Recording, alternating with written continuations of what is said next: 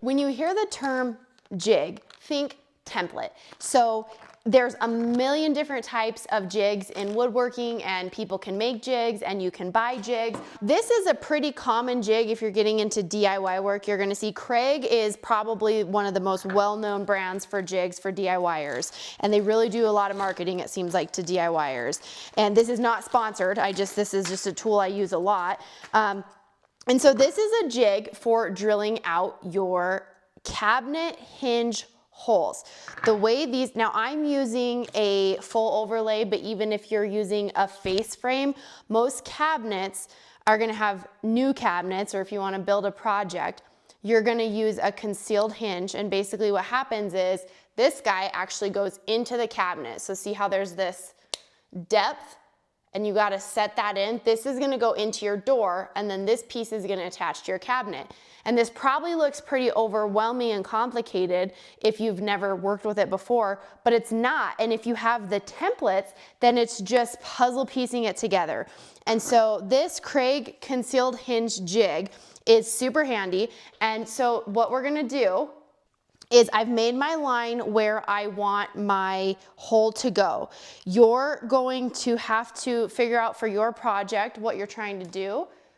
Now they have an adjustment on here based on the overhang that you want for your cabinet. And so this is gonna be different for every door and door style. Mine are basically a full overlay. What that means is my cabinet door is almost as big as my cabinet. So I've adjusted this down to where I barely have any offset. So that will change based on your project, but that's what this is right here. You can turn it and it changes how far off from the edge of your door your hole is going to be. So I have adjusted it. Now the other thing too is I have adjusted the height because I have some drawer pullouts that I'm going to install that I want to avoid. So this is a little bit higher up than it would normally go.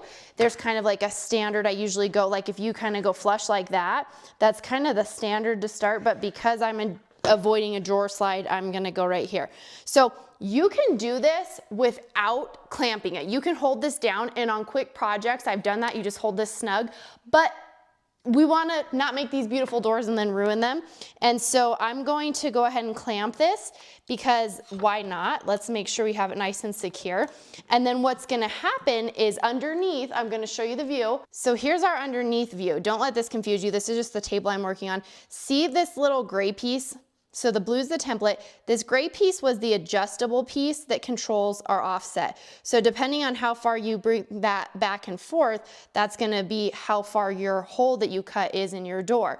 And so you wanna make sure that that's snug up against your piece on both sides, and then you're gonna clamp it down. So now that we have it clamped, we have the only other component that comes with this jig. It's literally this piece, the clamp you have to have on your own, and then it's gonna be this piece, cuts the hole, and then this piece that slides in. And really, if you attach this right and you pick the right measurements, because it all slides together, there's not a lot of way you can mess it up. So what I'm going to do first, and it doesn't matter, is there's these two little holes, because the way this works is this is gonna go in the hole we drill, but then there's gonna be two little screws that hold it in place.